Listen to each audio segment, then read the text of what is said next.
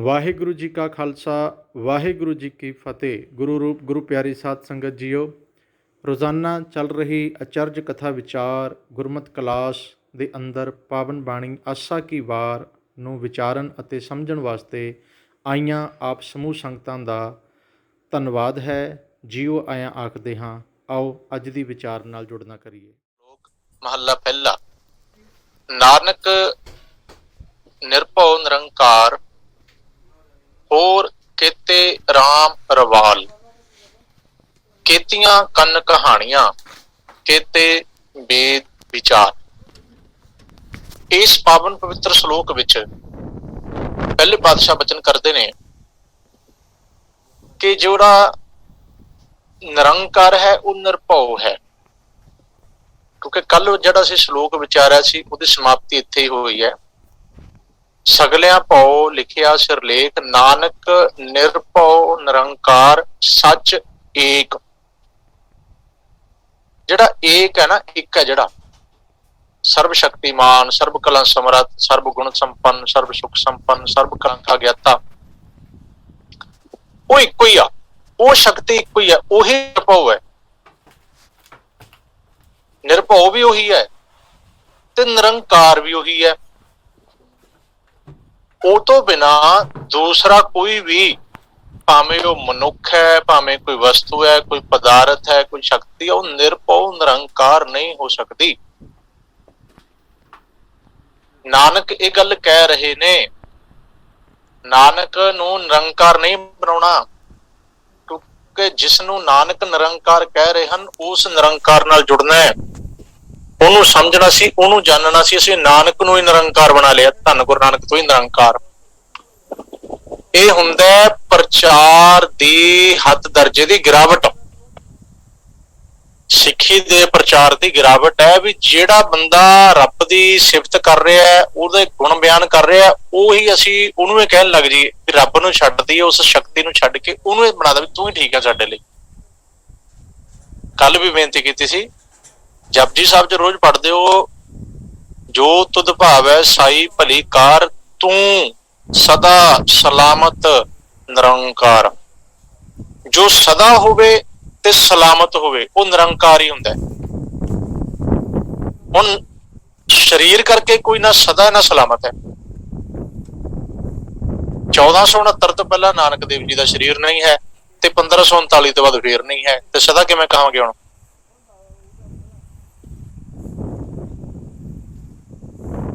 ਇਸ ਕਰਕੇ ਅਸੀਂ ਗੁਰਬਾਣੀ ਨੂੰ ਕੇਵਲ, ਮੈਂ ਕੱਲ ਵੀ ਬੇਨਤੀ ਕੀਤੀ ਸੀ, ਰੀਡ ਕਰਦੇ ਰਹੇ ਹਾਂ, ਪੜ੍ਹਦੇ ਰਹੇ ਹਾਂ, ਰੱਟੇ ਮਾਰਦੇ ਰਹੇ ਹਾਂ, ਸਮਝਣ ਵਾਲੇ ਪਾਸੇ ਸਾਡੀ ਕੌਮ ਨਹੀਂ ਤੁਰੀ। ਅਰਥਾਂ ਦੇ ਅਨਰਥ ਹੋਣੇ ਸ਼ੁਰੂ ਹੋ ਗਏ ਤੇ ਅਗਿਆਨੀ ਅਸੀਂ ਜੀਵ ਜਿਹੜੇ ਹੁੰਦੇ ਆ, ਆਮ ਪਬਲਿਕ ਜਿਹੜੀ ਹੁੰਦੀ ਆ 95% 90% ਤੱਕ ਉਹ ਹੁੰਦੀ ਆ ਅਗਿਆਨੀ। ਅਗਿਆਨੀ ਦਾ ਅਰਥ ਹੁੰਦਾ ਵੀ ਕੇਵਲ ਸ਼ਰਧਾਵੰਤ ਨੇ, ਭੋਲੇ ਹੁੰਦੇ ਨੇ। ਉਹ ਮੂਰਖ ਨਹੀਂ ਹੁੰਦੇ, ਉਹ ਬੇਈਮਾਨ ਨਹੀਂ ਹੁੰਦੇ, ਉਹ ਭੋਲੇ ਹੁੰਦੇ ਨੇ। ਭੋਲਾ ਹੋਣਾ ਤੇ ਬੇਈਮਾਨ ਹੋਣ ਦਾ ਫਰਕ ਹੈ। ਨਾ ਸਮਝੀ ਕੋਈ ਗੱਲ ਨਹੀਂ, ਭੋਲਾ ਪਾਣਾ, ਇੱਕ ਬੱਚਾ ਭੋਲਾ ਹੁੰਦਾ। ਤੇ ਸਾਡੀ ਇਸ ਭੋਲੇਪਣ ਦਾ ਤੇ ਅਗਿਆਨਤਾ ਦਾ ਫਾਇਦਾ ਛਾਤਰ ਦਿਮਾਗ ਲੋਕਾਂ ਨੇ ਉਠਾਇਆ। ਕਿਵੇਂ ਨਿਰੰਕਾਰਾਂ ਨਾਲ ਤੋੜ ਕੇ ਇੱਕ ਹਸਤੀ ਨੂੰ ਰੱਬ ਕਹਿਣਾ ਸ਼ੁਰੂ ਕਰ ਦਿੱਤਾ। ਇੱਕ ਨੂੰ ਕਿਹਾ ਤੇ ਮਗਰ ਲਾਈਨ ਲੱਗ ਗਈ, ਫਿਰ ਉਹ ਕਹਿੰਦੇ ਮੈਂ ਵੀ ਬਣੂੰਗਾ। ਜੇ ਤੁਹਾਡਾ ਸਰੀਰ ਰੱਬ ਹੈ ਤੇ ਸਾਡਾ ਸਰੀਰ ਵੀ ਰੱਬ ਹੈ। ਫਿਰ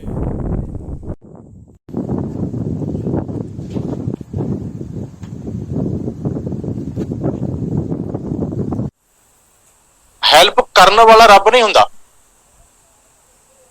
ਜਿਵੇਂ ਥੋੜਾ ਜਿਹਾ ਹੋਰ ਸਮਝ ਲਈਏ, ਇੱਕ ਡਾਕੀਆ ਕਿਸੇ ਦੇ ਘਰ ਵਿੱਚ ਚਿੱਠੀ ਲੈ ਕੇ ਆਇਆ ਤੇ ਬੀਬੀ ਭੈਣ ਸੀ ਵਿਚਾਰੀ, ਕੋਈ ਮਾਤਾ ਅਨਪੜ੍ਹ। ਉਹ ਕਹਿੰਦੀ ਭਾਈ ਚਿੱਠੀ, ਉਹ ਡਾਕੀਆ ਕਹਿੰਦਾ ਭਾਈ ਤੇਰੀ ਚਿੱਠੀ ਆਈ ਹੈ। ਉਹ ਕਹਿੰਦੇ ਵੀ ਮੈਨੂੰ ਤਾਂ ਆਉਂਦੀ ਨਹੀਂ, ਪੜ੍ਹ ਕੇ ਵੀ ਤੂੰ ਸੁਣਾ ਦੇ। ਉਹ ਕਹਿੰਦਾ ਕੋਈ ਨਹੀਂ, ਮੈਂ ਪੜ੍ਹ ਦਿੰਦਾ। ਹੁਣ ਉਹਦੇ ਵਿੱਚ ਲਿਖਿਆ ਹੁੰਦਾ ਹੈ, ਪਤੀ ਨੇ ਚਿੱਠੀ ਭੇਜੀ ਹੈ, ਪਤਨੀ ਨੂੰ ਸੁਣਾਉਣ ਲੱਗਿਆ। ਉਹਦੇ ਵਿੱਚ ਸਭ ਤੋਂ ਪਹਿਲਾਂ, ਜਿਵੇਂ ਪੁਰਾਣੇ ਸਮੇਂ, ਹੁਣ ਤੇ ਅੱਜ ਕੱਲ ਚਿੱਠੀ ਪੱਤਰ ਦਾ ਰਿਵਾਜ ਹੀ ਖਤਮ ਹੋ ਗਿਆ। ਅੱਜ ਕੱਲ ਦੀ ਪਨੀਰੀ ਨੂੰ ਪਤਾ ਹੀ ਨਹੀਂ ਹੁੰਦਾ ਵੀ ਚਿੱਠੀ ਕਿਵੇਂ ਲਿਖੀ ਜਾਂਦੀ ਹੈ, ਸ਼ੁਰੂਆਤ ਕਿਵੇਂ ਕਰਨੀ ਹੈ, ਇਹਦਾ ਮਤਲਬ ਕੀ ਹੁੰਦਾ। ਜਿਨ੍ਹਾਂ ਨੇ ਪੜ੍ਹੀਆਂ ਨੇ, ਜਿਨ੍ਹਾਂ ਨੇ ਲਿਖਿਆ ਨੂੰ ਜਾਣਦੇ ਨੇ। ਉਹਦੇ ਵਿੱਚ ਸਭ ਤੋਂ ਪਹਿਲਾਂ ਲਿਖਿਆ ਜਾਂਦਾ ਸੀ ਆਪਣਾ ਇਸ਼ਟ ਦਾ ਮੰਗਲ, ਜਿਵੇਂ ਜਿਵੇਂ ਅਸੀਂ ਇੱਕ ਓਂਕਾਰ ਸਤਿਗੁਰ ਪ੍ਰਸਾਦ, ਓਮ ਨਮः ਸ਼ਿਵਾਏ, ਜੈ ਸ਼੍ਰੀ ਰਾਮ ਵਗੈਰਾ ਜੋ ਵੀ ਧਰਮ ਨੂੰ ਮੰਨਦਾ ਸੀ। ਫਿਰ ਲਿਖਿਆ ਹੁੰਦਾ ਸੀ ਅੱਗੇ ਮਿਲੇ ਪਿਆਰੇ, ਜਿਹਨੂੰ ਮਿਲੇ ਉਹਦਾ ਨਾਮ ਹੁੰਦਾ ਸੀ। ਫਿਰ ਲਿਖਿਆ ਜਾਂਦਾ ਸੀ ਮੇਰੀ ਪਿਆਰੀ ਪਤਨੀ, ਜੇ ਪਤੀ ਨੇ ਲਿਖਿਆ ਹੋਵੇ ਮੇਰੀ ਪਿਆਰੀ ਪਤਨੀ, ਅੱਗੇ ਉਹਦਾ ਨਾਮ ਹੈ ਮੈਂ ਠੀਕ ਠਾਕ ਆ, ਤੁਸੀਂ ਠੀਕ ਹੋ। ਹੁਣ ਇੰਨੀ ਗੱਲ ਕਹਿ ਕੇ ਜੇ ਡਾਕੀ ਇਹ ਸਮਝ ਲੈ ਡਾਕੀਆ ਕਹਿ ਰਿਹਾ ਮੇਰੀ ਪਿਆਰੀ ਪਤਨੀ, ਹੁਣ ਉਹ ਸਾਹਮਣੇ ਕੋਈ ਮੈਂ ਹੀ ਤੇਰਾ ਪਤੀ ਕੋ ਮੈਂ ਤੈਨੂੰ ਕਹਿ ਦਿੱਤਾ ਤੇ ਉਹ ਮੰਨ ਲੈ ਵੀ ਠੀਕ ਹੈ ਤੂੰ ਮੈਨੂੰ ਕਿਹਾ ਤੇ ਤੂੰ ਮੇਰਾ ਪਤੀ ਹੋ ਗਿਆ, ਅੱਜ ਤੋਂ ਬਾਅਦ ਇਹ ਹੋ ਸਕਦਾ ਹੈ? ਅੱਜ ਹੁਣ ਧਰਮ ਦੇ ਵਿੱਚ ਕੀ ਹੋਇਆ, ਚਿੱਠੀਆਂ ਪੜ੍ਹਨ ਵਾਲੇ ਧੱਕੇ ਨਾਲ ਸਾਡੇ ਪਤੀ ਬਣ ਕੇ ਬਹਿ ਗਏ ਨੇ, ਤੇ ਘੱਟ ਅਸੀਂ ਵੀ ਕੋਈ ਨਹੀਂ ਕੀਤੀ, ਸੁਣਨ ਵਾਲੇ ਨੇ ਉਹਨਾਂ ਨੂੰ ਪਤੀ ਮੰਨ ਲਿਆ ਵੀ ਠੀਕ ਹੈ ਜੀ ਤੁਸੀਂ ਕਿਹਾ ਮੇਰੀ ਪਿਆਰੀ ਪਤਨੀ, ਮੇਰੀ ਪਿਆਰੀ ਸੰਗਤ ਜੀ ਮੈਂ ਤੁਹਾਡਾ ਰੱਬ, ਬਸ ਆਹ ਕੰਮ ਹੋ ਗਿਆ। ਏਕ ਨੇ ਕਹੀ ਦੂਜੇ ਨੇ ਮਾਨੀ, ਦੋਨੋਂ ਕਹੋ, ਉਹ ਵੈਸੇ ਨਾਨਕ ਨਹੀਂ ਹੈ ਕਿਹਾ ਹੋਇਆ ਕਹੋ ਨਾਨਕ ਦੋਨੋਂ ਬ੍ਰਹਮ ਗਿਆਨੀ, ਅੱਜ ਹਾਲਤ ਇਹ ਹੋ ਗਈ ਹੈ। ਤੋ ਧਰਮ ਦਾ ਵਿਸ਼ਾ ਜਿਹੜਾ ਹੁੰਦਾ ਬੜਾ ਨਾਜ਼ੁਕ ਹੁੰਦਾ, ਬੜਾ ਕੁਝ ਸਮਝਣ ਵਾਲਾ। ਦੂਜੀ ਬੇਨਤੀ ਹੋਰ ਕਰਾਂ, ਧਰਮ ਹੈ ਜਿਹੜਾ ਖਾਸ ਤੌਰ ਤੇ ਗੁਰਮਤ ਹੈ, ਗੁਰਬਾਣੀ ਹੈ ਜਿਹੜੀ, ਗੁਰਬਾਣੀ ਵਿੱਚ ਮਿਲਣ ਵਾਲਾ ਤੱਤ ਗਿਆਨ ਜਿਹਨੂੰ ਅਸੀਂ ਗੁਰਮਤ ਕਹਿੰਦੇ ਆ, ਇਹ ਗੱਲ ਕਰਦੀ ਹੈ ਜੀਵ ਆਤਮਾ ਦੀ, ਜੀਵ ਆਤਮਾ ਦੀ ਚੜ੍ਹਦੀ ਕਲਾ ਦੀ, ਜੀਵ ਆਤਮਾ ਦੇ ਮਨੁੱਖੀ ਜਾਮੇ ਦੀ ਸਫਲਤਾ ਦੀ, ਜੀਵ ਆਤਮਾ ਦੇ ਜਾਗਣ ਦੀ। ਤੇ ਅਸੀਂ ਵਿੱਚ ਸਰੀਰ ਲਿਆ ਕੇ ਵਾੜਦੇ, ਅਸੀਂ ਸਰੀਰਾਂ ਦੀ ਗੱਲ ਕਰਨ ਲੱਗ ਪਏ। ਸਰੀਰ ਨੂੰ ਬਾਣੀ ਮਿੱਟੀ ਮੰਨਦੀ ਹੈ, ਸਰੀਰ ਨੂੰ ਧੂੜ ਮੰਨਦੀ ਹੈ, ਸਰੀਰ ਨੂੰ ਝੂਠਾ ਮੰਨਦੀ ਹੈ, ਤੇ ਝੂਠੇ ਨੂੰ, ਧੂੜ ਨੂੰ, ਮਿੱਟੀ ਨੂੰ ਤੇ ਉਪਦੇਸ਼ ਹੁੰਦਾ ਨਹੀਂ। ਇਹਦੇ ਰਾਹੀਂ ਜੀਵ ਨੇ ਉਪਦੇਸ਼ ਸੁਣਨਾ ਹੈ, ਜਾਗਣਾ ਜੀਵ ਨੇ ਹੈ, ਬਦਲਣਾ ਜੀਵ ਆਤਮਾ ਹੈ, ਬਦਲਣਾ ਸਾਡਾ ਮਨ ਹੈ, ਮਨ ਕਰਕੇ ਅਸੀਂ ਬਦਲਣਾ ਹੈ, ਮਨ ਕਰਕੇ ਜਾਗਣਾ ਹੈ। ਕਾਹੇ ਰੇ ਨਰ ਗਰਭ ਕਰਤ ਹੋ ਬਿਨ ਸਜਾਏ ਝੂਠੀ ਦੇਹੀ, ਤੂੰ ਕਹਿੰਦੇ ਗੁਮਾਨ ਨਾ ਕਰ, ਜਿਹੜੀ ਦੇਹੀ ਦਾ ਗੁਮਾਨ ਕਰਦਾ ਹੈ ਬਿਨ ਸਜਾਣੀ ਹੈ ਕਿਉਂਕਿ ਝੂਠੀ ਹੈ। ਕਬੀਰਾ ਧੂਰ ਸਕੇਲ ਕੈ ਪੁਰੀਆ ਬਾਂਧੀ ਦੇ, ਦਿਵਸ ਚਾਰ ਕੋ ਪੇਖਣਾ ਅੰਤ ਖੇ ਕੀ ਖੇ, ਅੰਤ ਨੂੰ ਫੇਰ ਮਿੱਟੀ ਬਣ ਜਾਣਾ। ਪਰ ਜਿੰਨਾ ਚਿਰ ਮਿੱਟੀ ਵਿੱਚ ਹੈ ਇਹਦੀ ਵੈਲਿਊ ਹੈ, ਤੇਰੇ ਕੋਲ ਸਮਾਂ ਹੀ ਉਨਾ ਚਿਰ ਤੱਕ ਹੈ ਜਦੋਂ ਤੱਕ ਕਿਸੇ ਮਿੱਟੀ ਵਿੱਚ ਹੈ। ਮਿੱਟੀ ਵਿੱਚ ਰਹਿੰਦੇ ਹੋਏ, ਸਰੀਰ ਵਿੱਚ ਰਹਿੰਦੇ ਹੋਏ, ਇਸ ਕਰਕੇ ਸਮਾਂ ਬੜਾ ਕੀਮਤੀ, ਇਹਨੂੰ ਹੀਰੇ ਜੈਸਾ ਜਨਮ ਵੀ ਕਹਿ ਦਿੱਤਾ। ਹੁਣ ਜਿੰਨਾ ਚਿਰ ਅਸੀਂ ਹੀਰੇ ਜੈਸੇ ਜਨਮ ਦੇ ਵਿੱਚ ਹਾਂ, ਜਾਮੇ ਦੇ ਵਿੱਚ ਹਾਂ, ਉਤਨੇ ਸਮੇਂ ਦੇ ਵਿੱਚ ਹੀ ਅਸੀਂ ਇਹ ਜ਼ਿੰਦਗੀ ਦਾ ਸਵਾਲ ਹੈ ਜਿਹੜਾ ਹੱਲ ਕਰਨਾ ਹੈ, ਜਨਮ ਮਰਨ ਦਾ ਸਵਾਲ ਹੱਲ ਕਰਨਾ ਹੈ। ਦੇਖੋ ਵਿਦਿਆਰਥੀ ਕੋਲ 3 ਘੰਟੇ ਹੁੰਦੇ ਨੇ ਪੇਪਰ ਦੇਣ ਦੇ, ਉਹ 3 ਘੰਟੇ ਦੇ ਵਿੱਚ ਪੇਪਰ ਦੇ ਲਵੇ, ਨਾ ਦੇਵੇ ਉਹਦੀ ਮਰਜ਼ੀ ਹੈ, ਪੇਪਰ ਦੇਣਾ ਦੇ ਲਵੇ, ਕੁਛ ਲਿਖਣਾ ਲਿਖੇ, ਨਹੀਂ ਲਿਖਣਾ ਨਾ ਲਿਖੇ। ਸਾਡੇ ਕੋਲ ਜਿਤਨਾ ਸਮਾਂ ਹੈ ਇਹਦੇ ਵਿੱਚ ਅਸੀਂ ਆਪਣੀ ਸੁਰਤ ਨੂੰ ਜਗਾਉਣਾ ਹੈ, ਮਨ ਨੇ ਜਾਗਣਾ ਹੈ, ਜੀਵ ਆਤਮਾ ਨੇ ਜਾਗਣਾ। ਅਸੀਂ ਜਾਗਣ ਵਾਸਤੇ ਆਏ ਹਾਂ। ਬਾਣੀ ਦੀ ਪੰਕਤੀ ਹੈ ਜਾਗ ਲਿਓ ਰੇ ਮਨਾ ਜਾਗ ਲਿਓ, ਕਹਾਂ ਗਾਫਲ ਸੋਇਆ।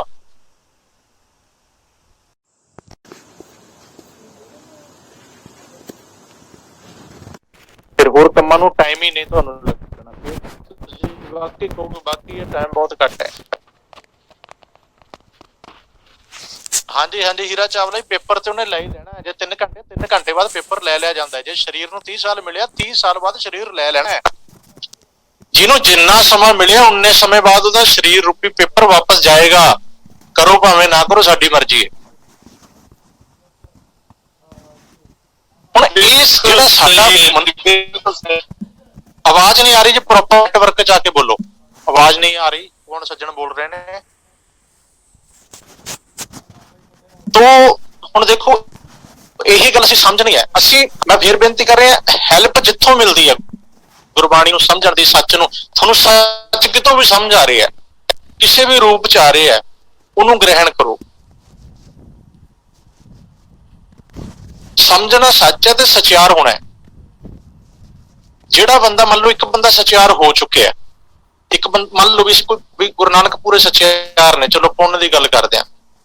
ਹੁਣ ਜੇ ਦੂਸਰੇ ਪਰਸਨ ਨੇ ਜਿਹੜਾ ਗੁਰੂ ਨਾਨਕ ਨੂੰ ਫੋਲੋ ਕਰ ਰਿਹਾ, ਉਹਨੇ ਸਚਿਆਰ ਹੋਣਾ ਹੈ। ਉਹ ਇਹ ਨਹੀਂ ਵੀ ਗੁਰੂ ਨਾਨਕ ਸਾਹਿਬ ਤੁਸੀਂ ਮੇਰੇ ਸਿਰ ਤੇ ਹੱਥ ਰੱਖ ਦੋ ਜਾਂ ਮੇਰੀ ਉਂਗਲ ਫੜ ਲਓ ਤੇ ਮੈਨੂੰ ਸਚਿਆਰ ਕਰ ਦੋ, ਨਹੀਂ।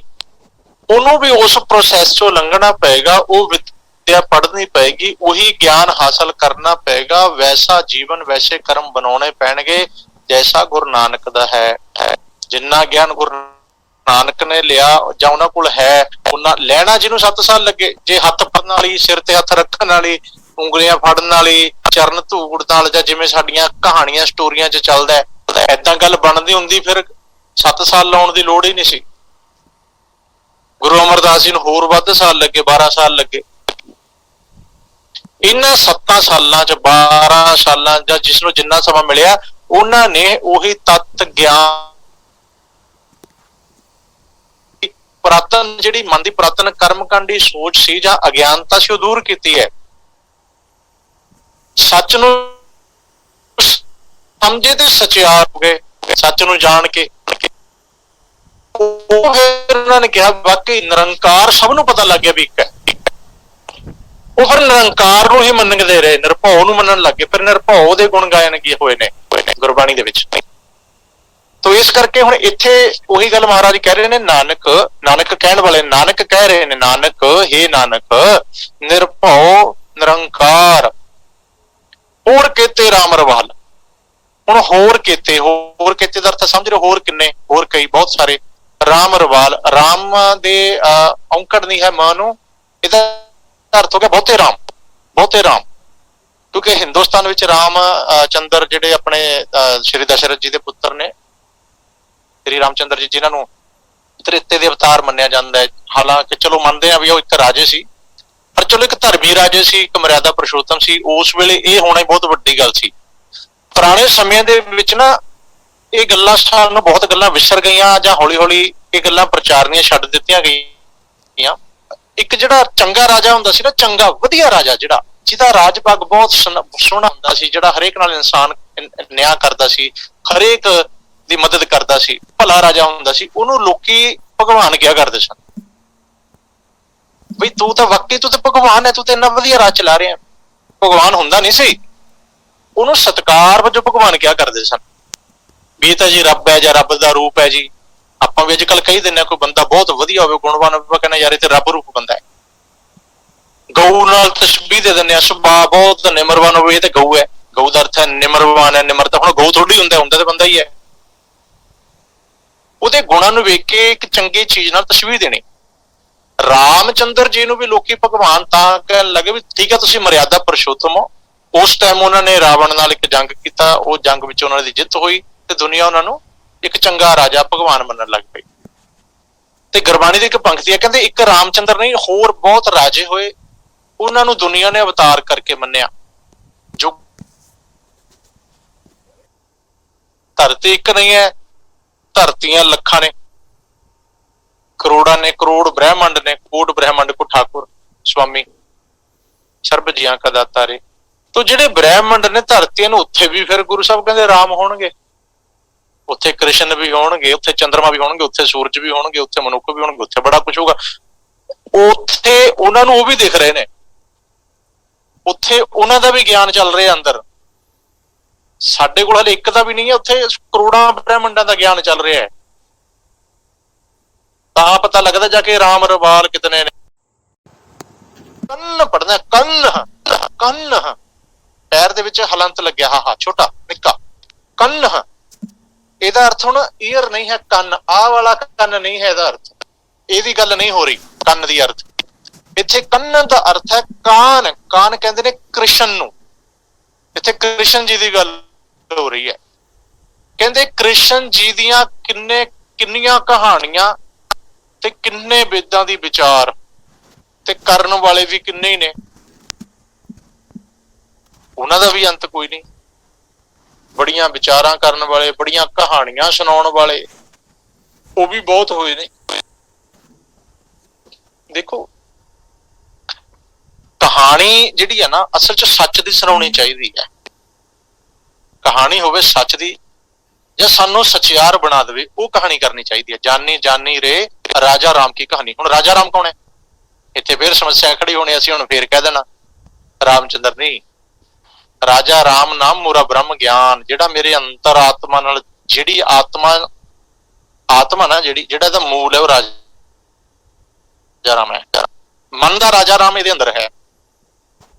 ਸਰੀਰ ਵਾਲੇ ਰਾਮ ਇੱਕ ਨਹੀਂ, ਰਾਮ ਸਿੰਘ, ਰਾਮ ਕੁਮਾਰ ਨਾਮ ਬਹੁਤ ਹੁੰਦੇ ਨੇ ਬਾਹਰ।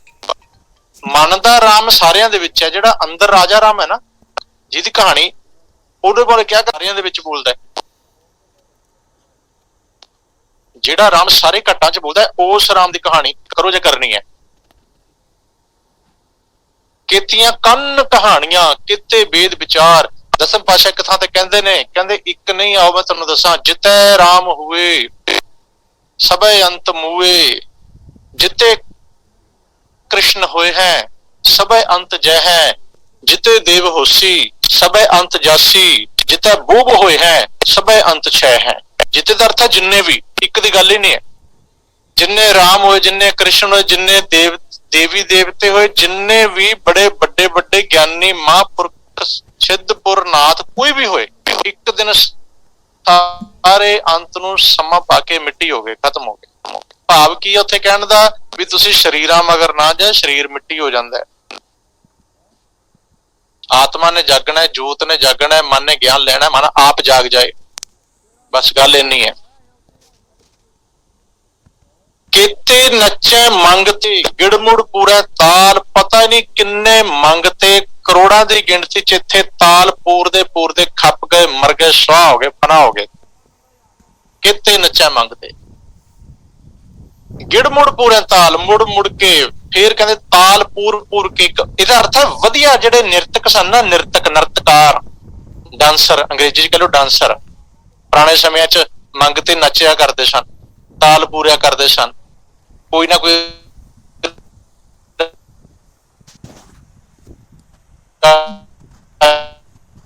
ਤਾਲ। बाजारी बाजारी बाजारी बाजार में आए कटे बाजार। बाजारी का अर्थ होता है राजधारिये, अर्थ है की है ना किसी का रूप धार के ना किसी जैसा बन के ਉਹਦੀ कलाकृति करनी, नाटक करना, ਉਹਨੂੰ बाजारी कहते हैं। ਕਰਨ ਵਾਲਾ बाजारी, बाजार ਦਾ ਅਰਥ ਹੁੰਦਾ ਹੈ ਨਾਟਕ, रूप धारना, बाजार ਵਿੱਚ ਆ ਕੇ। ਇਹਦਾ ਅਰਥ ਹੈ ਵੀ ਜਿਵੇਂ ਸੌਖੇ ਰੂਪ ਚ ਆਪਾਂ ਇਹ ਸਮਝ ਲਈਏ, ਜਿਵੇਂ ਸਾਡੇ ਹਿੰਦੁਸਤਾਨ ਚ ਰਾਮਲੀਲਾ ਚੱਲਦੀ ਹੈ, ਕ੍ਰਿਸ਼ਨ ਲੀਲਾ ਚੱਲਦੀ ਹੈ, ਉਹਨਾਂ ਦਿਨਾਂ ਦੇ ਵਿੱਚ ਕੋਈ ਰਾਮਚੰਦਰ ਜੀ ਦਾ ਭੇਸ ਬਣਾਉਂਦਾ, ਕੋਈ ਕ੍ਰਿਸ਼ਨ ਜੀ ਦਾ, ਕੋਈ ਤੁਹਾਡੇ ਸੀਤਾ ਦਾ, ਹਨੂਮਾਨ ਜੀ ਦਾ, ਇਹ ਤਾਂ ਭੇਸ ਬਣਾਉਂਦੇ ਨੇ, ਕੁਛ ਲੋਕ ਭੇਖ ਬਣਾਉਂਦੇ ਨੇ। ਉਹ ਗੁਰੂ ਸਾਹਿਬ ਕਹਿੰਦੇ ਵੀ ਉਹ ਬਾਜ਼ਾਰੀ ਨੇ, ਉਹ ਬਾਜ਼ਾਰੀ ਨੇ, ਰਾਸੇ ਪਾਈ ਹੈ ਉਹਨਾਂ ਨੇ ਨਾਟਕ ਕੀਤਾ ਹੈ, ਨਕਲ ਕੀਤੀ ਹੈ ਰਾਮਚੰਦਰ ਦੀ। ਰਾਮਚੰਦਰ ਦੀ ਨਕਲ ਕਰਨ ਰਾਮਚੰਦਰ ਖੁਦ ਨਹੀਂ ਬਣ ਪਾਇਆ। ਬਹਿਰੂਪੀਆ ਨਹੀਂ, ਬਹਿਰੂਪੀਆ ਥੋੜਾ ਜਿਹਾ ਹੋਰ ਸ਼ਬਦ ਹੋ ਜਾਂਦਾ। ਬਹਿਰੂਪੀਆ ਤਾਂ ਕਈ ਰੂਪ ਧਾਰ ਲੈਂਦਾ, ਇਹ ਹੁੰਦਾ ਵੀ ਇੱਕ ਰੂਪ ਹੀ ਧਾਰਨਾ ਬਸ ਉਹਨੇ। ਬਹਿਰੂਪੀਆ ਤਾਂ ਨੈਗੇਟਿਵ ਸੈਂਸ ਚ ਆ ਜਾਂਦਾ ਵੀ ਜਿਵੇਂ ਹੁਣ ਰਾਮਚੰਦਰ ਜੀ ਦਾ ਰੂਪ ਧਾਰ ਲਿਆ ਕਿਸੇ ਨੇ, ਰੂਪ ਬਣਾਇਆ, ਐਕਟ ਕੀਤਾ ਉਹਨੇ, ਵਧੀਆ ਐਕਟ ਕੀਤਾ। ਸੀਤਾ ਜੀ ਦਾ ਐਕਟ ਵਧੀਆ ਕੀਤਾ, ਲਛਮਣ ਦਾ ਐਕਟ ਵਧੀਆ ਕੀਤਾ, ਹਨੂਮਾਨ ਜੀ ਦਾ ਐਕਟ ਵਧੀਆ ਕੀਤਾ। ਪਰ ਜਦੋਂ ਉਹ ਸਾਰੀ ਡਰੈਸ ਵੇਸ਼ ਭੂਸ਼ਾ ਉਤਾਰ ਕੇ ਬਾਹਰ ਗਿਆ, ਉਹ ਆਮ ਬੰਦਾ, ਉਹ ਪਤਾ ਲੱਗਿਆ ਬਾਜ਼ਾਰ ਚ ਠੇਕੇ ਤੇ ਵੀ ਖੜਾ। ਆ ਪਿੱਛੇ ਜੋ ਕੁਝ ਫੋਟੋ ਵੀ ਆਈਆਂ ਸਨ, ਕੋਈ ਸਮੋਕਿੰਗ ਕਰ ਰਿਹਾ ਹੈ, ਕੋਈ ਕੁਛ ਕਰ ਰਿਹਾ। ਹੁਣ ਚਲੋ ਆਪਾਂ ਇਹ ਆਮ ਗੱਲਾਂ ਛੱਡਦੀ ਆਪਾਂ ਰਾਮਲੀਲਾ ਦੀਆਂ। ਰਾਮਾਇਣ ਬੜੀ ਪ੍ਰਚਲਿਤ ਹੋਈ ਜੀ, ਆਪਾਂ ਸਭ ਨੇ ਵੇਖੀ। ਸਾਡੇ ਘਰ ਵਿੱਚ, ਸਾਡੇ ਘਰ ਦੇ ਬਾਹਰੋਂ 30-35 ਬੰਦੇ ਭਈਏ ਹੁੰਦੇ ਸਨ, ਲੇਬਰ ਹੁੰਦੀ ਸੀ ਉਦੋਂ ਜੀ। ਸਾਡਾ ਘਰ ਜੀਟੀ ਰੋਡ ਤੇ ਹੁੰਦਾ ਸੀ, ਉਹਨਾਂ ਟਾਈਮਾਂ ਟੀਵੀ ਕਿਤੇ ਕਿਤੇ ਹੁੰਦਾ ਸੀ, ਤੇ ਉਹ ਸਾਰੀ ਲੇਬਰ ਸਾਡੇ ਘਰ ਆ ਕੇ ਵੱਡੇ ਹਾਲ ਦੇ ਵਿੱਚ ਬੈਠ ਕੇ ਰਾਮਾਇਣ ਦੇਖਦੀ ਸੀ, ਸਾਰਾ ਪਰਿਵਾਰ ਆ ਨਾਲ ਦੇ ਲਾਂਢੀ ਗੁਆਂਢੀ। ਕਿਉਂਕਿ ਚਲੋ ਬੜਾ ਕਰੇਜ਼ ਸੀ, ਪਹਿਲੀ ਵਾਰ ਕੋਈ ਵੱਡਾ ਧਾਰਮਿਕ ਨਾਟਕ ਇੱਕ ਆਇਆ ਸੀ ਜਿਹਨੂੰ ਪੂਰੇ ਹਿੰਦੁਸਤਾਨ ਦੇ ਲੋਕਾਂ ਨੇ ਬੜੇ ਚਾਅ ਨਾਲ ਦੇਖਿਆ। ਪਰ ਹਕੀਕਤ ਹੈ ਵੀ ਰਾਮਚੰਦਰ ਜੀ ਦਾ ਕਿਰਦਾਰ ਤੇ ਲਛਮਣ ਜੀ ਦਾ ਤੇ ਸੀਤਾ ਜੀ ਦਾ ਕਿਰਦਾਰ ਜਿਹਨਾਂ ਤਿੰਨਾਂ ਨੇ ਨਿਭਾਇਆ, ਉਹਨਾਂ ਲੋਕ ਆਮ ਪਬਲਿਕ ਨੇ ਉਹਨਾਂ ਨੂੰ ਉਸੇ ਰੂਪ ਚ ਵੇਖਿਆ, ਪ੍ਰਵਾਨ ਕੀਤਾ, ਮੰਨਿਆ, ਤੇ ਉਹਨਾਂ ਦੀਆਂ ਫੋਟੋਆਂ ਘਰ ਘਰ ਵਿਕੀਆਂ, ਲੱਗੀਆਂ, ਤੇ ਲੋਕਾਂ ਨੇ ਪੂਜਾ ਕੀਤੀ। ਰੂਪਾ ਗਾਂਗੁਲੀ ਮੇਰੇ ਖਿਆਲ ਚ ਸ਼ਾਇਦ ਸੀਤਾ ਦਾ ਕਿਰਦਾਰ ਨਿਭਾਉਣ ਵਾਲੀ ਸੀ, ਰੂਪਾ ਗਾਂਗੁਲੀ ਸੀ। ਪਰ ਹੋਇਆ ਕਿ ਰੂਪਾ ਗਾਂਗੁਲੀ ਤੇ ਰਾਮਚੰਦਰ ਜੀ ਬਾਅਦ ਵਿੱਚ ਇਹਨਾਂ ਨੇ ਕੁਝ ਫਿਲਮਾਂ ਕੀਤੀਆਂ, ਇਹ ਫਿਲਮਾਂ ਵਾਲੇ ਪਾਸੇ ਆ ਗਏ, ਤੇ ਇਹਨਾਂ ਨੇ ਕੁਝ ਐਸੇ ਕਿਰਦਾਰ ਨਿਭਾਏ, ਕਰੈਕਟਰ ਨਿਭਾਏ। ਉਹ ਤੋਂ ਬਾਅਦ ਉਹਦਾ ਬਹੁਤ ਵਿਰੋਧ ਹੋਇਆ ਵੀ ਤੂੰ ਸੀਤਾ ਦਾ ਕਿਰਦਾਰ ਨਿਭਾਇਆ ਸੀ, ਤੂੰ ਐਸੇ ਇੱਕ ਆਮ ਘਟੀਆ ਕਰੈਕਟਰ ਕਿਉਂ ਕੀਤਾ? ਵੀ ਅਸੀਂ ਤਾਂ ਤੈਨੂੰ ਸੀਤਾ ਮੰਨਦੇ ਸੀ, ਵੀ ਤਾਂ ਸੀਤਾ ਮਾਤਾ ਦੇ ਰੂਪ ਚ ਤੈਨੂੰ ਵੇਖਿਆ। ਰਾਮਚੰਦਰ ਵੀ ਆਮ ਕੁਛ ਹੋਰ ਫਿਲਮਾਂ ਦੇ ਵਿੱਚ ਆ ਗਏ। ਪਰ ਹੁਣ ਉਹੀ ਗੱਲ ਗੁਰੂ ਸਾਹਿਬ ਕਹਿ ਰਹੇ ਵੀ ਇਹ ਸਿਰਫ ਬਾਜ਼ਾਰੀ ਹਨ, ਇਹ ਸੱਚੇ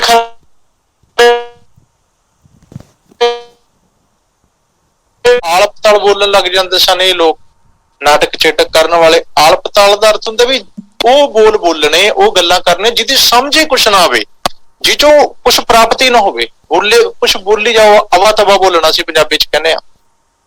ਅਵਾ ਤਵਾ ਬੋਲਣ ਵਾਲੇ ਲੋਕ ਲੱਖ ਟਕਿਆਂ ਕੇ ਮੁੰਦੜੇ, ਲੱਖ ਟਕਿਆਂ ਕੇ ਹਾਰ। ਭੇਖ ਬਹੁਤ ਕੀਤਾ ਹੋਇਆ, ਸਜਾਵਟ ਬਹੁਤ ਕੀਤੀ ਹੈ, ਡਰੈਸ ਬਹੁਤ ਮਹਿੰਗੀ ਪਾਈ ਹੋਈ ਹੈ। ਲੱਖਾਂ ਟਕਿਆਂ ਦੇ ਮੁੰਦੜੇ, ਮੁੰਦੇ ਕੰਨਾਂ ਵਿੱਚ ਪਾਉਣ ਵਾਲੇ ਵੱਡੇ, ਲੱਖ ਟਕਿਆਂ ਕੇ ਹਾਰ, ਲੱਖਾਂ ਟਕਿਆਂ ਦੇ ਹਾਰ। ਨਿਰਭਉ ਨਿਰੰਕਾਰ ਦਾ ਗਿਆਨ ਹੈ, ਸੱਚ ਦਾ ਗਿਆਨ ਹੈ, ਸਭੈ ਘਟ ਰਾਮ ਦਾ ਗਿਆਨ ਹੈ। ਉਹ ਇਹਨਾਂ ਗੱਲਾਂ ਨਾਲ ਨਹੀਂ ਮਿਲਦਾ ਜਿਹੜੀਆਂ ਆ ਦੁਨੀਆ ਕਰ ਰਹੀ ਹੈ।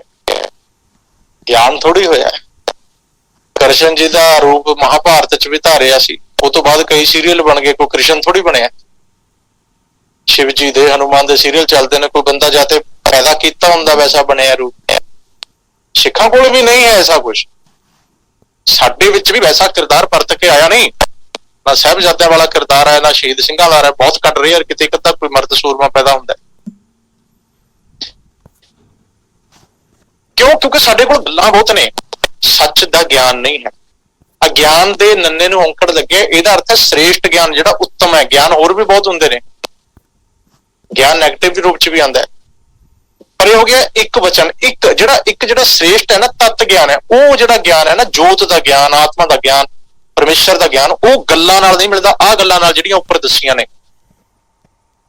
ਕਥਨਾ ਕਰੜਾ ਸਾਰ, ਉਹਨੂੰ ਤੇ ਕਥਨ ਕਰਨਾ ਹੀ ਬਹੁਤ ਔਖਾ ਹੈ। ਉਹ ਕਿਤੇ ਏਦਾਂ ਹੀ ਕਥਨ ਹੋ ਜਾਏਗਾ, ਉਹਦੀ ਤੇ ਕਥਾ ਹੋ ਹੀ ਨਹੀਂ ਸਕਦੀ। ਉਹਦੀ ਤੇ ਕਥਾ ਕਿੱਥੋਂ ਕਰ ਲੋਗੇ? ਅੱਜ ਵੀ ਦੇਖੋ, ਅਸੀਂ ਹੁਣ ਜਿਹੜਾ ਗੁਰਬਾਣੀ ਹੈ ਤੇ ਸੱਚ ਦਾ ਹੀ ਗਿਆਨ ਹੈ। ਜਪਜੀ ਸਾਹਿਬ ਦੀ ਕਥਾ ਹੀ ਹਾਲੇ ਸਾਡੀ ਕੌਮ ਤੋਂ ਨਹੀਂ ਹੋ ਪਾ ਰਹੀ ਹੈਗੀ। ਭਾਵੇਂ ਅਸੀਂ ਪੂਰੇ ਗੁਰੂ ਗ੍ਰੰਥ ਸਾਹਿਬ ਦੀ ਕਥਾ ਵੀ ਬਹੁਤ ਥਾਵਾਂ ਤੇ ਪੂਰਨ ਰੂਪ ਚ ਹੋ ਚੁੱਕੀ ਹੈ, ਅਰਥ ਹੋਏ ਹਨ, ਕਥਾ ਨਹੀਂ ਹੋਈ। ਅੱਖਰੀ ਬੋਧ ਹੋਏ ਹਨ, ਉਹਨਾਂ ਚ ਵੀ ਹਲੇ ਸਾਡੀ ਕਸਾਰਤਾ ਨਹੀਂ ਹੁੰਦੀ।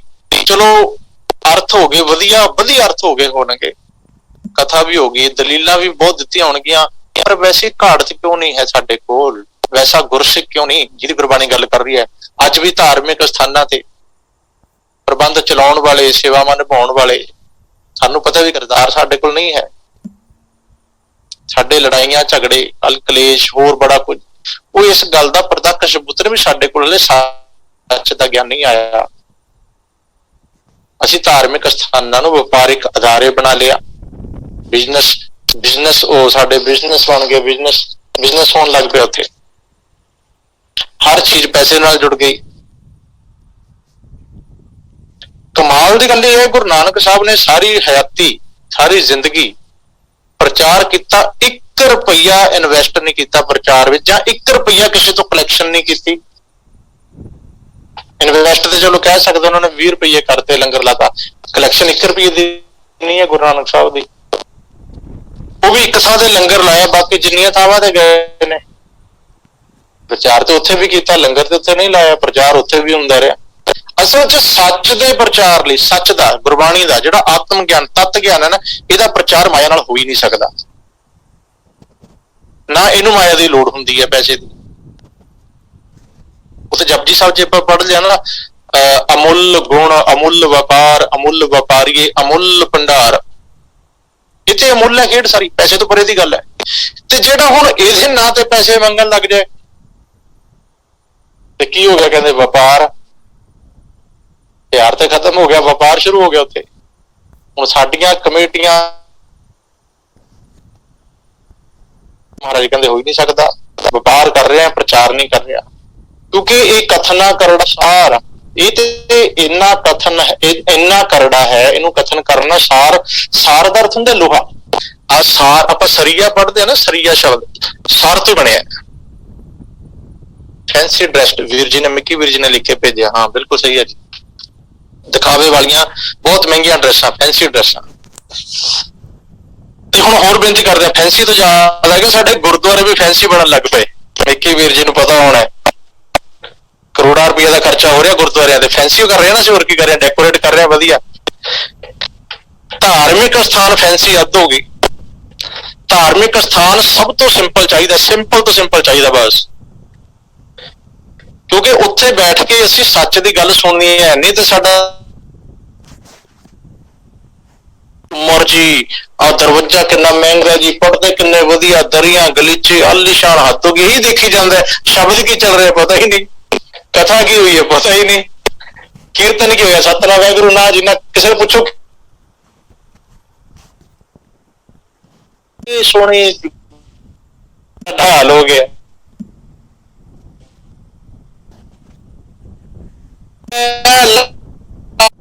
ਟਕਿਆ ਕਿ ਹਾਰ ਕਰਦਾ ਰਿਹਾ, ਪੁੱਛ ਲਿਪਾ ਪੁੱਛੀ ਕਰਦਾ ਰਿਹਾ, ਮਿੱਟੀ ਦੀ ਲਿਪਾ ਪੁੱਛੀ ਕਰਦਾ ਰਿਹਾ। ਤੂੰ ਕਾਲੇ ਦਾ ਕਾਲਾ ਹੀ ਰਹਿ ਗਿਆ, ਤੂੰ ਤੇ ਫੇਰ ਕਾਲੇ ਦਾ ਕਾਲਾ, ਸਭ ਕੁਝ ਲਾ ਕੇ ਵੀ ਗੁਰਦੁਆਰਾ ਚਿੱਟਾ ਕਰ ਲਿਆ, ਸਰੀਰ ਚਿੱਟਾ ਕਰ ਲਿਆ, ਤੂੰ ਕਾਲੇ ਦਾ ਕਾਲਾ। ਅਸੀਂ ਕਾਲੇ ਆ ਨਾ, ਮਨ ਕਰਨ ਵਾਲੇ ਨੂੰ ਸਜਾਉਣ ਵਾਲੇ ਸਾਰੇ ਮਿੱਟੀ ਹੋ ਗਏ। ਬਹੁਤ ਧਿਆਨ ਕੀਤੇ ਨਾ ਦਿਓ, ਆਪਣੇ ਆਪ ਨੂੰ ਸਵਾਰੋ, ਆਪਣੇ ਆਪ ਨੂੰ ਸਵਾਰੋ।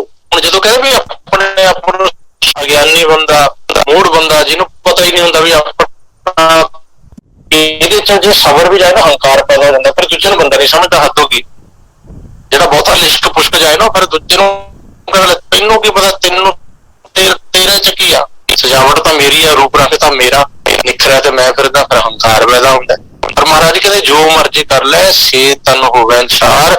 ਜੋਤ ਦਾ ਜਿਹੜਾ ਗਿਆਨ ਹੈ ਨਾ, ਗਿਆਨ ਨਾ ਗੱਲੀ ਢੂੰਡੀ ਹੈ, ਇਹਨਾਂ ਗੱਲਾਂ ਨਾਲ ਜਿਹੜੀਆਂ ਗੱਲਾਂ ਉੱਪਰ ਕਰ ਆਏ ਆ, ਜੋ ਦੁਨੀਆ ਕਰਦੀ ਹੈ, ਜੋ ਦਿਖਾਵੇ ਹੋ ਰਹੇ ਨੇ, ਜੋ ਨਾਟਕ ਚੇਟਕ ਹੋ ਰਹੇ ਨੇ, ਧਰਮ ਦੇ ਨਾਂ ਤੇ ਪਖੰਡ ਹੋ ਰਹੇ ਨੇ, ਅਡੰਬਰ ਹੋ ਰਹੇ ਨੇ, ਦਾਨ ਪੁੰਨ ਵੇਸ਼ ਭੂਸ਼ਾ ਜੋ ਹੋ ਰਿਹਾ, ਕੁਛ ਵੀ ਕਹਿ ਲਓ, ਉਹਦੇ ਚ ਸੱਚ ਦਾ, ਜੋਤ ਦਾ ਗਿਆਨ ਕਦੀ ਵੀ ਨਹੀਂ ਮਿਲਦਾ। ਆਤਮ ਗਿਆਨ ਤੁਹਾਨੂੰ ਉੱਥੋਂ ਨਹੀਂ ਮਿਲੇਗਾ। ਤੁਸੀਂ ਭਾਵੇਂ 1000 ਕਿਲੋਮੀਟਰ ਦੀ ਯਾਤਰਾ ਕਰਕੇ ਬਦਰੀਨਾਥ ਚੱਲ ਜਾਓ, ਕੇਦਾਰਨਾਥ ਚੱਲ ਜਾਓ, ਵੈਸ਼ਨੋ ਦੇਵੀ ਚੱਲ ਜਾਓ, ਭਾਵੇਂ ਤੁਸੀਂ ਮੱਕੇ ਚੱਲ ਜਾਓ, ਮਦੀਨਾ ਚੱਲ ਜਾਓ, ਭਾਵੇਂ ਹੇਮਕੁੰਡ ਚੱਲ ਜਾਓ, ਭਾਵੇਂ ਅੰਮ੍ਰਿਤਸਰ ਚੱਲ ਜਾਓ, ਗਿਆਨ ਲੈਣ ਵਾਸਤੇ ਨਹੀਂ। ਮਹਾਰਾਜ ਕਹਿੰਦੇ ਆ, ਬਾਹਰ ਢੂੰਡਣ ਤੇ ਛੂਟ ਪਰੇ, ਗੁਰ ਘਰ ਹੀ ਮਾਹੇ ਦਿਖਾਇਆ ਥਾ। ਕਹਿੰਦੇ ਜਿੱਦਣ ਕਿਰਪਾ ਹੋਈ ਨਾ, ਗੁਰੂ ਨੇ ਬਾਹਰੋਂ ਭਜਾਇਆ, ਬਾਹਰ ਜਿਹੜਾ ਮੇਰਾ ਮਨ ਭਟਕਦਾ ਸੀ ਨਾ, ਕਹਿੰਦੇ ਬਚਾ ਲਿਆ, ਸ਼ੁਕਰ ਹੈ। ਕਹਿੰਦੇ ਘਰੇ ਦੇਖ, ਅੰਦਰ ਹੀ ਹੈ ਤੇਰੇ। ਉਹਾਂ ਤੋਂ ਜਾਈਏ ਜੋ ਇਹਾਂ ਨਾ ਹੋਏ। ਦੂਜੇ ਪਾਸੇ ਤਾਂ ਮੈਂ ਦੂਰ ਦਰਾਡੇ ਤਾਂ ਭੱਜਿਆ ਫਿਰਾਂ ਜੇ ਮੇਰੇ ਆਪਣੇ ਘਰ ਚ ਨਾ ਕੁਝ ਹੋਵੇ। ਕੱਤ ਜਾਈਏ ਰੇ ਘਰ ਲਾਗੋ ਰੰਗ, ਮੇਰਾ ਚਿੱਤਨਾ ਚੱਲੇ ਮਨ ਭਇਓ ਭੰਗ। ਕਹਿੰਦੇ ਹੁਣ ਮੈਂ ਕਿਉਂ ਕਿਤੇ ਜਾਵਾਂ, ਮੇਰੇ ਤੇ ਆਪਣੇ ਅੰਦਰ ਹੀ ਰੰਗ ਲੱਗ ਗਿਆ, ਸੱਚ ਮੈਨੂੰ ਅੰਦਰ ਹੀ ਲੱਭ ਗਿਆ। ਮੇਰਾ ਜਿਹੜਾ ਮਾਲਕ ਸੀ ਨਾ, ਜਿਹੜਾ ਰੱਬ ਸੀ, ਜਿਹਨੂੰ ਦੁਨੀਆ ਨੇ, ਲੋਕਾਂ ਨੇ ਪਹਾੜਾਂ ਤੇ ਚੜਾਇਆ ਹੋਇਆ ਸੀ, ਕਿਸੇ ਨੇ ਮਾਰੂਥਲਾ ਚ ਬਿਠਾਇਆ ਸੀ ਰੱਬ ਨੂੰ, ਕਿਸੇ ਨੇ 7ਵੇਂ ਅਸਮਾਨ ਤੇ ਬਿਠਾਇਆ ਸੀ, ਕਹਿੰਦੇ ਅੰਦਰ ਹੀ ਲੱਭ ਗਿਆ। ਆਏ ਰੇ ਬਨ ਖੋਜਣ ਜਾਈ, ਸਰਬ ਨਿਵਾਸੀ ਸਦਾ ਅਲੇਪਤ, ਤੂੰ ਹੀ ਸੰਗ ਸਮਾਈ। ਇਹ ਜੀਵ ਤੂੰ ਹੀ ਦਰਤਾ, ਸਾਨੂੰ ਕਿਹਾ ਸੰਬੋਧਨ, ਤੇਰੇ ਅੰਦਰ ਸਮਾਇਆ ਹੋਇਆ, ਸਮਾਇਆ ਵਿਆਪਕ ਹੈ। ਕਿਆ ਭਵੈ ਵਣ ਕੰਡਾ ਮੋੜੇ, ਵਸੀ ਰੱਬ ਹਿਆਲੀ ਹੈ। ਜੰਗਲ ਕਿਆ ਢੂੰਡੇ, ਕਹਿੰਦੇ ਉਹ ਤਾਂ ਹਿਰਦੇ ਚ ਵਸਦਾ ਹੈ, ਹਿਆਲੀਏ। ਘਰ ਬੈਠਿਆ ਸ਼ੌ ਮਿਲਿਆ ਜੇ ਨੀਅਤ ਔਗਾ। ਆਹ ਹੁਣ ਪੰਕਤੀ ਤੁਸੀਂ ਸਿਰੇ ਦੀ ਲਿਆਂਦੀ ਮਿੱਕੀ ਵੀਰ ਜੀ। ਘਰ ਬੈਠੇ ਨੀਅਤ ਰਾਸ ਕਰੇ, ਪਰ ਨੀਅਤ ਹੋਵੇ ਨਾ, ਨੀਅਤ ਹੋਵੇ ਫਿਰ ਤੇ ਮਿਲ ਹੀ ਜਾਏ, ਫਿਰ ਤੇ ਨਾਲ ਹੀ ਆਓ। ਨੀਅਤ ਤੇ ਸਾਡੀ ਆਪਣੇ ਆਪ ਨੂੰ ਪਾਉਣ ਦੀ ਹੈ, ਜਾਂ ਹਰੇਕ ਕੁਛ ਦਿਖਾਉਣ ਦੀ ਹੈ, ਦਿਖਾਵੇ ਕਰਨ ਦੀ, ਧਰਮਾਂ ਚ ਪੈਣ ਦੀ। ਸ਼ੌ ਮਿਲੇ, ਨੀਅਤ ਸ਼ੌ ਨਾਲ ਹੀ ਹੈ। ਸਭ ਨੇ ਘੱਟੀ ਸ਼ੌ ਵਸੈ, ਸ਼ੌ ਬਿਨ ਘੱਟ ਨਾ ਕੋਈ। ਪਰ ਨੀਅਤ ਰਾਸ ਨਹੀਂ ਕਰਦੀ ਸਾਡੀ। ਆਪਾਂ ਕਹਿੰਦੇ ਵੀ ਜੈਸੀ ਨੀਤ ਵੈਸੀ ਮੁਰਾਦ, ਵੀ ਇਹਦੀ ਨੀਤ ਚੰਗੀ ਨਹੀਂ ਜੀ, ਇਹਦੀ ਨੀਤ ਇਸ ਤਰ੍ਹਾਂ ਦੀ। ਗੁਰੂ ਸਾਹਿਬ ਨੇ ਵੀ ਨੀਅਤ ਤੇ ਗੱਲ ਹੀ ਜਾਂਦੀ। ਉਸ ਜਿਹੜਾ ਸੱਚ ਦਾ ਗਿਆਨ ਹੁੰਦਾ ਨਾ, ਸ੍ਰੇਸ਼ਟ ਗਿਆਨ ਹੈ, ਜਿਹੜਾ ਅਸੀਂ ਅਸਲ ਚ ਉਹਦੇ ਵਾਸਤੇ ਸਾਰੇ ਸੰਸਾਰ ਚ ਆਏ ਆ। ਉਹੀ ਉਹ ਗਿਆਨ ਹੀ, ਉਹ ਜਿਹੜੀ ਅਕਲ ਹੈ ਨਾ, ਜਿਹੜੀ ਮਤ ਬੁੱਧ ਹੈ, ਜਿਹੜੀ ਜਿਹਦੇ ਨਾਲ ਸਾਡੀ ਘਾਟ ਤੇ ਘੜੀ ਜਾਣੀ ਹੈ, ਜਿਹਨੂੰ ਮਹਾਰਾਜ ਕਹਿੰਦੇ ਨੇ ਤਿੱਥੈ ਘੜੀ ਹੈ ਸੁਰਤ ਮਤ ਮਨ ਬੁੱਧ। ਸ੍ਰੇਸ਼ਟ ਗਿਆਨ ਨਾਲ ਜਦੋਂ ਅਕਲ ਮਤ ਬੁੱਧ ਘੜੀ ਜਾਂਦੀ ਹੈ, ਘਾਟ ਚ ਘੜੀ ਜਾਂਦੀ ਹੈ, ਉੱਥੇ ਫਿਰ ਮਨੁੱਖ ਨਹੀਂ ਰਹਿ ਜਾਂਦਾ। ਗੁਰੂ ਸਾਹਿਬ ਕਹਿੰਦੇ ਦੇਵਤਾ ਬਣ ਜਾਂਦਾ ਹੈ। ਬਲਿਹਾਰੀ ਗੁਰ ਆਪਣੇ ਦਿਹਾੜੀ ਸਦਵਾ, ਜਨ ਮਾਨਸ ਤੇ ਦੇਵਤੇ ਕੀ, ਮਨੁੱਖ ਨਹੀਂ, ਕਹਿੰਦੇ ਇੱਕ ਦੇਵਤਾ ਬਣਾਤਾ। ਦੇਵਤੇ ਦਾ ਅਰਥ ਉਹ ਹੈਗਾ ਨਾ, ਇਹਨੂੰ ਇਸ ਤਰ੍ਹਾਂ ਮੰਨ ਲਈਏ ਆਪਾਂ, ਪੋਜ਼ਿਟਿਵ ਇੱਕ ਜਿਹੜਾ ਬਹੁਤ ਰੂਪ ਹੈ ਨਾ ਇਨਸਾਨ ਦਾ, ਪੋਜ਼ਿਟਿਵ ਰੂਪ, ਬਹੁਤ ਭਲਾ ਰੂਪ, ਜਿਹੜਾ ਗਿਆਨਵਾਨ ਹੈ ਬਹੁਤ। ਦੇਵਤੇ ਦਾ ਅਰਥ ਹੁੰਦਾ ਦੇਣ ਵਾਲਾ, ਜਿਹੜਾ ਕੁਛ ਦੇ ਸਕਦਾ, ਸੱਚ ਦੇਣ ਵਾਲਾ, ਜਾਗਿਆ ਹੋਇਆ, ਜਾਗਰਿਤ ਅਵਸਥਾ ਵਾਲਾ, ਜੁੜਿਆ ਹੋਇਆ, ਸੱਚ ਨੂੰ ਪਹੁੰਚਿਆ, ਸਚਿਆਰ ਜਿਹੜਾ ਹੋ ਚੁੱਕਿਆ, ਉਹਨੂੰ ਦੇਵਤਾ ਬਣਾ ਦਿੰਦਾ ਹੈ। ਕਥਨਾ ਕਰਨਾ ਸਾਰ, ਪਰ ਕਹਿੰਦੇ ਉਹਨੂੰ ਕਥਨ ਕਰਨਾ, ਹੁਣ ਇਸ ਸੱਚ ਨੂੰ, ਜਿਹੜਾ ਸੱਚ ਪਾਇਆ, ਜਿਹੜਾ ਸੱਚ ਅੰਦਰੋਂ ਲੱਭਿਆ, ਉਹਨੂੰ ਕਥਨ ਕਰਨਾ ਬੜਾ ਦੇ ਬਰਾਬਰ ਹੈ। ਬੜਾ ਕਠਿਨ ਹੁੰਦਾ ਹੈ ਕਥਨ, ਸੱਚ ਕਿਤੇ ਛੇਤੀ ਬਿਆਨ ਨਹੀਂ ਹੋ ਪਾਉਂਦਾ। ਇਸੇ ਕਰਕੇ ਅੱਜ ਪ੍ਰਚਾਰ ਭਾਵੇਂ ਹਿੰਦੂ ਧਰਮ ਦਾ, ਭਾਵੇਂ ਸਿੱਖਾਂ ਦਾ, ਭਾਵੇਂ ਕਿਸੇ ਦਾ, ਉੱਥੇ ਸੱਚ ਦੀ ਗੱਲ ਬਹੁਤ ਘੱਟ ਹੁੰਦੀ ਹੈ, ਕਥਾ ਕਹਾਣੀਆਂ ਜ਼ਿਆਦਾ ਹੁੰਦੀਆਂ ਨੇ। ਆਪਣੀਆਂ ਸੁਣਾਈ ਜਾਂਦੇ ਨੇ। ਕੋਈ ਮੇਰੇ ਵਰਗਾ ਕਹਿੰਦੇ ਮੈਂ ਅਮਰੀਕਾ ਗਿਆ, ਕੈਨੇਡਾ ਗਿਆ, ਮੇਰੇ ਨਾਲ ਆਇਆ ਹੋਇਆ। ਗੱਲ ਗੁਰੂ ਦੀ ਕਰਨੀ, ਸੱਚ ਦੀ ਗੱਲ ਕਰਨੀ ਚਾਹੀਦੀ ਹੈ। ਕਥਾ ਕਹਾਣੀ ਮਤ ਹੁਕਮ ਕਰ ਅਖੀਰ ਦੇ ਵਿੱਚ ਪੰਕਤੀ ਹੈ, ਇੱਕ ਵਾਰ ਤੁਹਾਨੂੰ ਪੜ੍ਹਾ ਦੇਣਾ ਇੱਥੇ। ਹੁਣ ਅੱਗੇ ਫਿਰ ਗੁਰੂ ਸਾਹਿਬ ਕਹਿੰਦੇ ਨੇ, ਕਹਿੰਦੇ ਹੁਣ ਇਹਨੂੰ ਪਾਓ ਕਿਵੇਂ? ਕਰਮ ਮਿਲਿਆ ਤਾਂ ਪਾਈਐ,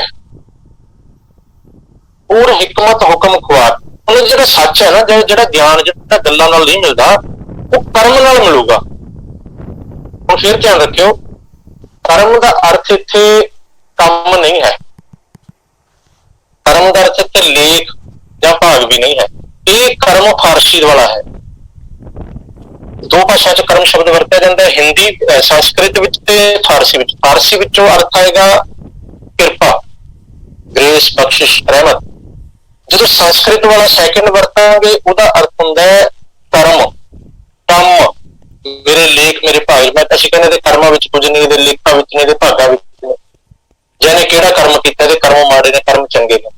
ਇੱਥੇ ਉਹ ਕਰਮਾਂ ਦੀ ਗੱਲ ਨਹੀਂ ਹੋ ਰਹੀ, ਇੱਥੇ ਬਖਸ਼ਿਸ਼ ਰੂਪ ਕਰਮ ਦੀ ਗੱਲ ਹੋ ਰਹੀ ਹੈ। ਕਹਿੰਦੇ ਕਰਮ ਮਿਲਿਆ, ਬਖਸ਼ਿਸ਼ ਮਿਲ ਜਾਏ, ਬਖਸ਼ਿਸ਼ ਹੋ ਜਾਏ ਤਾਂ ਪਾਈਏ। ਇਹ ਗਿਆਨ ਉਦੋਂ ਪੈਂਦਾ, ਇਹ ਸੱਚ ਉਦੋਂ ਪ੍ਰਾਪਤ ਹੁੰਦਾ ਹੈ। ਡੀਡਸ ਬਲੈਸਿੰਗ, ਹਾਂਜੀ ਬਿਲਕੁਲ, ਉਦੋਂ ਇਹ ਬਲੈਸਿੰਗ ਦੁਆਰਾ, ਉਹਦੀ ਬਖਸ਼ਿਸ਼ ਨਾਲ ਇਹ ਪ੍ਰਾਪਤ ਹੁੰਦਾ ਹੈ। ਹੋਰ ਹਿਕਮਤ ਹੁਕਮ ਖੁਆਰ। ਬਾਕੀ ਹੋਰ ਜਿਹੜੀਆਂ ਸਾਰੀਆਂ ਗੱਲਾਂ ਚਤਰਾਈਆਂ ਚਲਾਕੀਆਂ ਨੇ, ਉਹ ਕੇਵਲ ਬੰਦੇ ਨੂੰ ਖੁਆਰ ਕਰਦੀਆਂ ਹਨ। ਚਤਰਾਈ ਚਲਾਕੀ ਕੀ ਹੁੰਦੀ ਵੀ ਮੈਂ ਇੰਨੇ ਪੈਸੇ ਦੇ ਕੇ ਜਾਂ ਇੰਨੇ ਪੈਸਿਆਂ ਦਾ ਪਾਠ ਕਰਾ ਕੇ, ਇੰਨਾ ਲੰਗਰ ਲਾ ਕੇ ਸ਼ਾਇਦ ਮੈਂ ਆਪਣੇ ਪਾਪ ਧੋ ਲਾਂਗਾ, ਸ਼ਾਇਦ ਰੱਬ ਦੀ ਮੇਰੇ ਤੇ ਵੱਧ ਖੁਸ਼ੀ ਹੋ ਜਾਏਗੀ, ਸ਼ਾਇਦ ਮੈਂ ਰੱਬ ਨੂੰ ਮਿਲ ਪਾਇਆ, ਮੈਨੂੰ ਸਵਰਗ ਮਿਲ ਜਾਏਗਾ। ਇਹ ਹੋਰ ਹਿਕਮਤ ਹੁਕਮ ਖੁਆਰ ਹੈ, ਚਤਰਾਈਆਂ ਚਲਾਕੀਆਂ ਹੁੰਦੀਆਂ ਨੇ। ਕਹਿੰਦੇ ਚਤਰਾਈ ਨਾਲ ਚਤਰ ਕੁਝ ਪਾਈ ਹੈ, ਇਹ ਮਨ ਚੰਚਲਾ ਚਤਰਾਈ ਕਿਨੇ ਨਾ ਪਾਇਆ। ਨਾਨਕ ਨਾਮ ਸੰਭਾਲ ਤੂੰ ਬੱਧਾ ਛੁੱਟਾਂ ਜਿੱਤ। ਗੁਰਬਾਣੀ ਸਾਡੀਆਂ ਚਤਰਾਈਆਂ ਚਲਾਕੀਆਂ ਛਡਾਉਂਦੀ ਹੈ। ਕਿਉਂਕਿ ਦੇਖੋ, ਮੈਂ ਫੇਰ ਬੇਨਤੀ ਕਰਾਂ, ਮਨ ਦਾ ਸੁਭਾਅ ਹੈ ਐਸਾ ਕੁਝ ਕਰ ਜਾਂਦਾ, ਜਾਣੇ ਹੋ ਜਾਂਦਾ, ਸਾਨੂੰ ਨਹੀਂ ਪਤਾ ਲੱਗਦਾ। ਪਰ ਜਦੋਂ ਜਿਉਂ-ਜਿਉਂ ਸੱਚ ਤੁਹਾਡੇ ਅੰਦਰ ਉਤਰਨ ਲੱਗ ਜਾਏ ਨਾ, ਗੁਰਬਾਣੀ ਉਤਰਨ ਲੱਗ ਜਾਏ, ਸਾਡੀ ਰੂਹ ਦੀ ਖੁਰਾਕ ਬਣਨ ਲੱਗ ਗਈ, ਇਹਦੇ ਚੋਂ ਐਨਰਜੀ ਮਿਲਣ ਲੱਗ ਗਈ ਸਾਡੇ ਮਨ ਨੂੰ, ਸਾਡੀ ਸੋਚ ਨੂੰ, ਸਾਡੀ ਸ਼ਕਤੀ ਸਾਨੂੰ ਵਿਲ ਦੇ ਚੋਂ ਮਿਲਣ ਲੱਗ ਗਈ, ਵਿਲ ਪਾਵਰ ਸਟਰੋਂਗ ਹੋ ਗਈ ਸਾਡੀ। ਉਹ ਤੋਂ ਬਾਅਦ ਇਹ ਕੁਛ ਤੇ ਆਪਣੇ ਆਪ, ਇਹ ਜਿਹੜੀਆਂ ਬਿਮਾਰੀਆਂ ਨੇ ਨਾ, ਰੋਗ ਸਾਡੇ ਅੰਦਰ, ਕਾਮ, ਕ੍ਰੋਧ, ਲੋਭ, ਹੰਕਾਰ, ਚਲਾਕੀਆਂ, ਧੋਖੇ, ਧੜੀ, ਛਲ, ਕਪਟ, ਇਹ ਜੋ ਵੀ ਰੋਗ ਨੇ ਸਾਡੇ ਮਨ ਨੂੰ ਲੱਗੇ, ਆਪਣੇ ਆਪ ਦੂਰ ਹੋਣੇ ਸ਼ੁਰੂ ਹੋ ਜਾਣਗੇ। ਮਨ ਨੂੰ ਸੱਚ ਦੀ ਖੁਰਾਕ ਤੋਂ ਝੂਠ ਆਪੇ ਬਾਹਰ ਨਿਕਲ ਜਾਏਗਾ। ਗੁਰਬਾਣੀ ਬਸ ਇੱਥੇ ਸਾਨੂੰ ਲਿਆ ਰਹੀ ਹੈ। ਤਾਂ ਮਹਾਰਾਜ ਨੇ ਕਿਹਾ ਹੋਰ ਹਿਕਮਤ ਹੁਕਮ ਖੁਆਰ। ਭਾਈ ਉਹਦੀ ਬਖਸ਼ਿਸ਼ ਨਾਲ ਮਿਲਣਾ, ਆਪਣੀ ਅਕਲ ਮਤ ਨਾਲ ਵੀ ਨਹੀਂ ਮਿਲਣਾ। ਉਹ ਬੰਦਾ ਕਹੇ ਮੈਂ ਬਹੁਤ ਸਿਆਣਾ, ਬਹੁਤ ਗਿਆਨੀ ਹਾਂ, ਬੜਾ ਕੁਛ ਮੈਨੂੰ ਪਤਾ, ਮੈਨੂੰ ਅੱਖਰੀ ਅਰਥ ਪਤਾ ਲੱਗ ਗਿਆ ਜੀ, ਮੈਂ ਸਾਰੀ ਗੁਰਬਾਣੀ ਦਾ ਟੀਕਾ ਕਰਤਾ, ਲਿਖ ਲਿਆ, ਸੁਣਾਤਾ, ਨਹੀਂ। ਜੇ ਬਖਸ਼ਿਸ਼ ਨਹੀਂ ਤਾਂ ਕਿਰਪਾ ਤੇ ਕਰੀਏ। ਇਸੇ ਕਰਕੇ ਮੂਲ ਮੰਤਰ ਦੇ ਆਰੰਭ ਵਿੱਚ ਅਕਾਲ ਪੁਰਖ ਦੇ 8 ਗੁਣ 7 ਤੱਕ ਲਿਖਣ ਤੋਂ ਬਾਅਦ ਨਾਲ ਹੀ ਸ਼ਬਦ ਲਾ ਦਿੱਤਾ, ਗੁਰ ਪ੍ਰਸਾਦ, ਗਿਆਨ ਦੀ, ਗੁਰ ਦੀ ਕਿਰਪਾ ਨਾਲ, ਉਹ ਬਖਸ਼ਿਸ਼ ਨਾਲ ਹੀ ਸਾਨੂੰ ਸੱਚ ਪ੍ਰਾਪਤ ਹੁੰਦਾ ਹੈ, ਜੈਸੇ ਸਚਿਆਰੇ ਹੋ ਜਾਂਦੇ। ਠੀਕ ਹੈ ਜੀ, ਇੱਥੇ ਆਪਾਂ ਸਮਾਪਤੀ ਕਰਦੇ, ਨੈਟ ਬੰਦ।